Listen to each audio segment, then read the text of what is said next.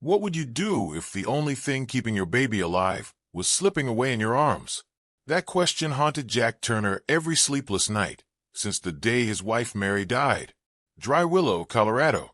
Early spring 1879. The snow still clung stubbornly to the corners of the hills, refusing to melt. The wind tore through the valley, sharp as broken glass, cutting across the Turner Ranch, where fences leaned and cottonwoods stood bare. Inside a weather-beaten cabin, the air smelled of smoke and damp wool.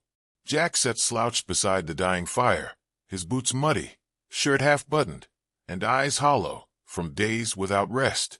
In his arms, his tiny daughter Lily wailed, her small fists trembling, her face red with hunger.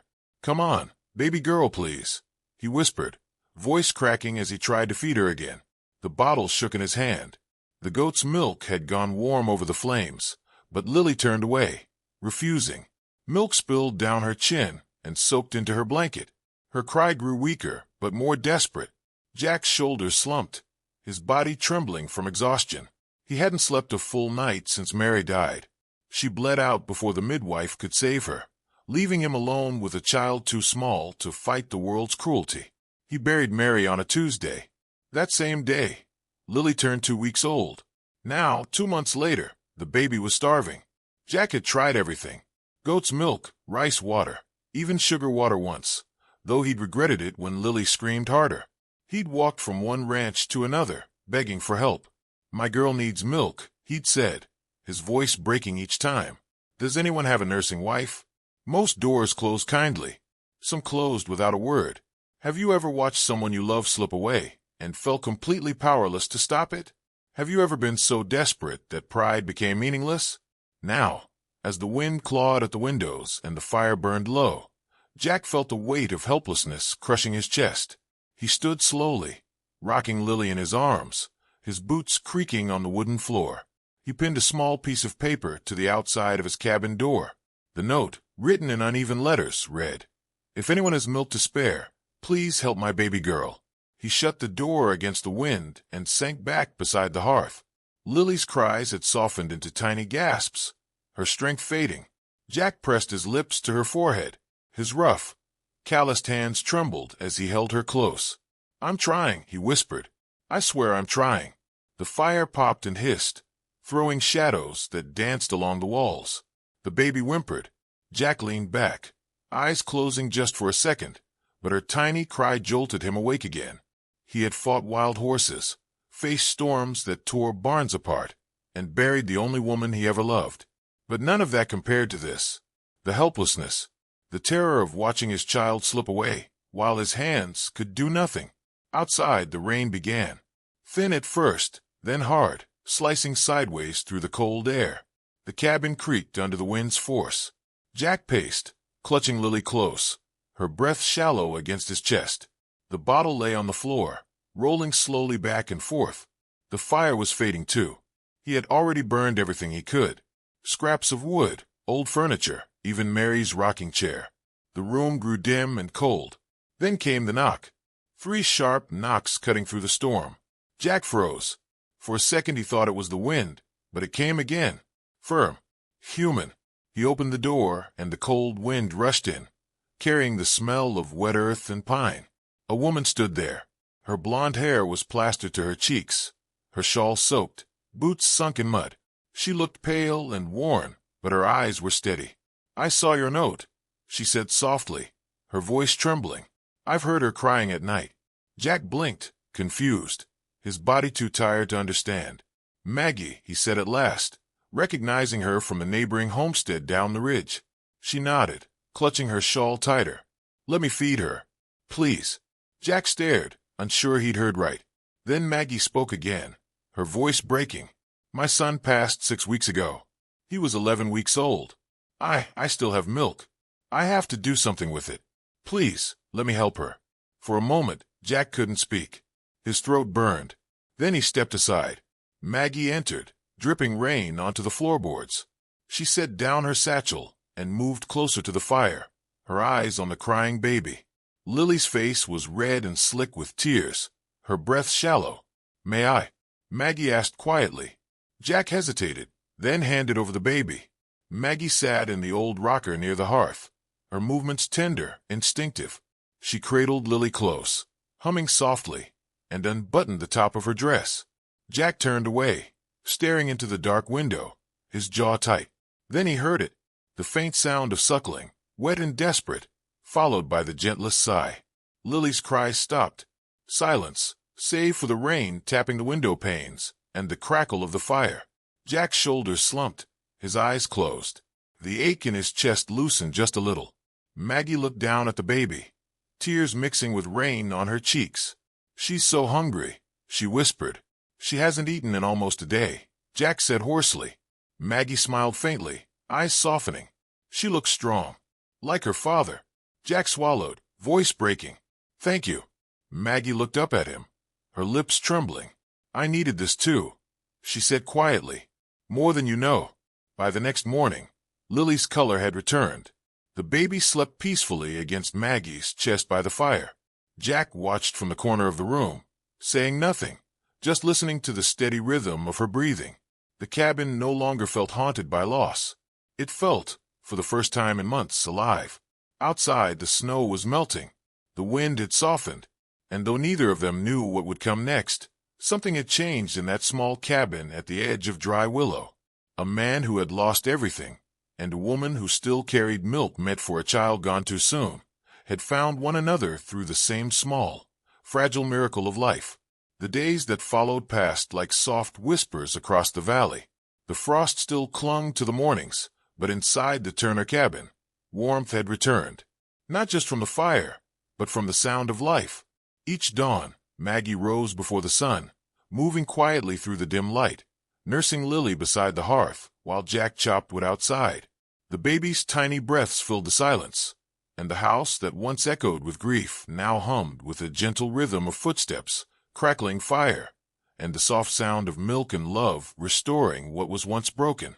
Jack still didn't quite know how to act around her. He mumbled short thanks, fixed things that didn't need fixing, and kept himself busy from dawn to dusk. He'd patch fences, mend harnesses, or haul water twice, when once was enough. But in small ways, his gratitude showed. A clean blanket folded neatly by her cot, a bowl of stew waiting on the table, a mended latch on the window she always struggled to close. Maggie noticed everything, though she never said a word. She could feel the heaviness in him, the guilt of a man who thought he'd failed, and the fear of caring again. She didn't try to fix it. She simply stayed. By the third morning, she'd moved her few things into the small side room, the old tack space that once smelled of rope and saddle oil. Jack had cleared it himself, dusted the floor, and dragged in a cot. When she found it ready, she stood there for a long moment, her hand over her mouth, before whispering, "Thank you," to no one in particular. Every night after Lily slept, they would sit near the fire, Maggie knitting quietly, Jack sipping coffee gone cold. The silence between them wasn't awkward anymore. It was full of what neither of them could say, but both could feel. On the fifth night, Maggie broke it. "I held him for 2 days," she said softly, her eyes on the fire. Jack looked up slowly. "My boy," she said. "He died from fever. I didn't know what to do. I just sat there, waiting for someone to come. No one did. Not until," she paused, her breath trembling. "Not until he started to smell." The words broke in the air like glass. Jack didn't speak. He only leaned forward, added another log to the fire, and handed her a cup of coffee. Maggie took it with shaking hands, nodding once. "Thank you," she whispered. That night, she cried quietly while Lily slept, and for the first time since her son's death, the tears felt like a release instead of a punishment. The days stretched into weeks. Maggie cared for Lily as if she'd been born from her own body. Jack worked the land with a strength he didn't realize he still had. Together, they found a quiet balance. Two broken souls mending in the light of a child's laughter. But not everyone saw it that way. When Maggie rode into town one Saturday to buy flour and soap, she could feel the stares before she even reached the mercantile steps. The spring thaw had brought people out, and their whispers too. "She's living with him, you know. A widow feeding another woman's baby like it's her own. Milk's not the only thing she's offering." The words stung sharper than the wind. No one said them to her face, but they said them loud enough. Maggie kept her chin up, her hands tight around her basket. But when she caught her reflection in the window glass, pale, thin, tired, shame crept up her throat like poison. By the time she returned to the ranch, her arms trembled. She handed Jack the supplies, without a word, and disappeared into her room. Jack didn't ask. He didn't need to. That night, while hammering a loose board on the porch, he overheard two ranch hands riding by from the neighboring fields. "He's got her warming his bed, too," one man said. The other laughed. Wouldn't blame him, but can't say why the kid's sucking on another man's wife's tit. Jack froze, his jaw clenched, the hammer trembling in his hand. He didn't shout, didn't move, just stood there in the dark until the sound of the horses faded into the night. Then he walked back inside. The cabin felt colder somehow. Maggie sat in the rocker, Lily asleep against her chest. She didn't look up. Her eyes were hollow, her face pale. Jack set the food on the table, waited, then turned and walked back outside. The door shut softly behind him. That night, rain fell again. Thin, cold, steady. Maggie sat in the rocker long after the fire went out, staring into the dying embers. Her body trembled, not from the cold, but from the shame twisting inside her. She looked down at Lily, sleeping peacefully in her arms, and whispered through her tears, "Maybe they're right. Maybe I don't belong here. Maybe I never did." And before dawn, while Jack slept in the front room, boots still on and rifle by the door, Maggie wrapped Lily in a quilt, held her close, and slipped into the storm. The path to the barn was dark and slick with mud. The rain soaked her hair, her dress, her bones. Lily cried softly against her chest, and Maggie's heart broke with every sound. "I just wanted to help," she whispered, voice trembling. "That's all. I just wanted to help." Inside the barn, the air was cold and heavy with the smell of old hay. Maggie sank into a corner, clutching Lily tight. Thunder rolled over the hills, and rain hammered the roof. She pressed her lips to the baby's head and whispered, "I love you, baby. I stayed for you. I swear I stayed for you." She cried until her body shook, until the storm outside became one with the storm in her chest. She didn't see the faint blue light of dawn creeping over the hills. She didn't hear the cabin door slam open, or Jack's desperate voice calling her name. "Maggie, Maggie." The storm had swallowed the sound, but Jack didn't stop calling. The storm raged like a wounded animal across the prairie. The wind tore through the trees, and the snow came down thick and hard, erasing the land into a blur of white. Inside the Turner cabin, the cradle sat empty, the blanket gone. Jack woke to silence, the kind that makes a man's blood run cold. "Maggie," he called, voice rough with sleep. No answer. He threw on his coat, grabbed his rifle, and burst through the door into the freezing wind. The world was swallowed by snow, his breath turning to fog before his eyes. He looked toward the barn, then to the south field. Nothing but white. Then faintly, through the howling air, he thought he heard it. A baby's cry, carried by the wind. He ran. The snow clawed at his boots, the cold biting through his clothes. But he didn't stop. He stumbled over the fence line and into the yard, calling her name again and again. "Maggie, where are you?" Then he saw it. A flicker of movement by the old lumber shed, the door swinging in the wind. Jack sprinted, his heart pounding, and threw the door open. Inside, the air was cold and still. The smell of hay and rust hung heavy. In the far corner, Maggie sat curled on the floor, holding Lily against her chest. Her hair was wet, her dress soaked through, her lips pale. Lily whimpered weakly in her arms. Maggie rocked her, whispering through her tears. "I thought maybe I shouldn't stay," she said, voice trembling as Jack dropped to his knees beside her. "They're right, Jack. I'm not her mother." Jack didn't speak at first. He took off his coat and wrapped it around both of them, his hands shaking, not from the cold, but from the fear of what he might have lost. "You didn't take her from me," he whispered, voice breaking. "You gave her back to me." Maggie froze, staring at him through tears. Then she broke, collapsing against his shoulder, sobbing into his chest. Jack held her tighter, pulling her close, his body shielding them from the cold. Lily stirred between them, her cries softening. Outside, the wind screamed, but inside that shed warmth grew, from skin, from breath, from the weight of two broken souls, clinging to the only thing still pure in their lives. They stayed like that until the storm quieted, until the light of morning crept through the cracks in the boards. By sunrise, the snow had settled, glittering silver under the pale sky. Jack carried Lily in one arm, his coat draped around Maggie's shoulders as they walked back toward the cabin. The air was still calm, as if the storm had washed the world clean. Inside, Jack lit the fire again. Maggie sat by it, cradling Lily, her eyes red but peaceful. She watched Jack move, the way he checked the windows, the way his hand steadied as he poured her a cup of warm milk. When he turned, their eyes met. "You don't ever have to run again," he said quietly. "Not for me." And for the first time, Maggie smiled without hiding it. By the next morning, sunlight spilled through the cabin windows. Maggie woke to the smell of bread baking and the sound of hammering. She wrapped Lily in a blanket and followed the noise to the small room next to Jack's. There, Jack knelt on the floor beside a newly built wooden crib. His sleeves were rolled up, sawdust on his arms. He was carving letters into the headboard. Lily Turner. Beneath that, smaller letters read, "Stay." He looked up when he heard her. "I wasn't sure how to ask," he said softly. Maggie's breath caught. On the table beside him lay a folded quilt, a small shelf with wooden toys, and a piece of paper weighted by a smooth stone. She stepped closer and read the note. "Stay." Not as a helper, as her mother. Her hands trembled. Jack stood uncertain, his eyes filled with something raw and honest. It wasn't a proposal, not a promise written in gold.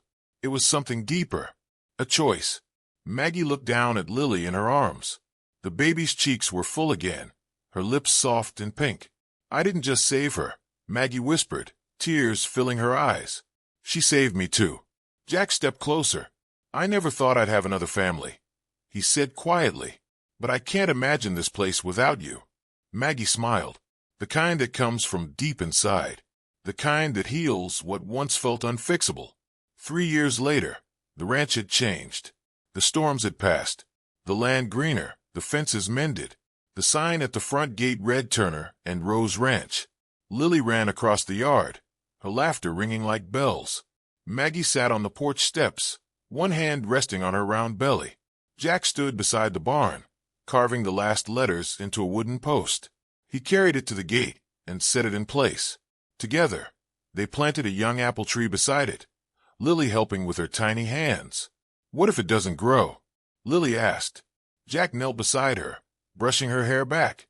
"Then we try again," he said. "But this one's strong. Like you." "And Mama," Lily added proudly. Jack looked at Maggie, smiling softly. "She's the strongest of us all." The wind carried the scent of spring through the valley. The apple blossoms had not yet bloomed, but they would in time. Like their love, rooted in pain, nourished by choice. That night, the family sat on the porch, watching the stars. Lily slept inside, her small arms wrapped around the wooden mare Jack had carved for her. The fire glowed warm through the window. Maggie leaned her head against Jack's shoulder. "You know what I think about sometimes?" She whispered. "What?" "How I came here with nothing but milk and grief," she said. Jack kissed her hair. "You gave her more than milk," he said softly. "You gave her a mother." Maggie looked at him, her eyes glistening. "She gave me more than I ever gave her," she said. "She gave me you." They sat in silence, hands entwined, the stars shimmering above them. The wind rustled the new apple tree by the fence. Its roots were deep now, strong and alive, just like their love. "If the tree ever blooms," they had once said, "our love will live with it." And each spring it did. Do you believe that sometimes the people who save us are the ones we save in return? That grief can become the bridge to something beautiful? This story reminds us that healing doesn't always come from moving on, but from finding someone who understands loss and chooses to stay anyway. If this story touched your heart, subscribe to hear more tales from the Wild West, stories of widows who became mothers, fathers who learned to hope again, and babies who brought broken families together. Share your thoughts if you've ever experienced loss that became the beginning of something new.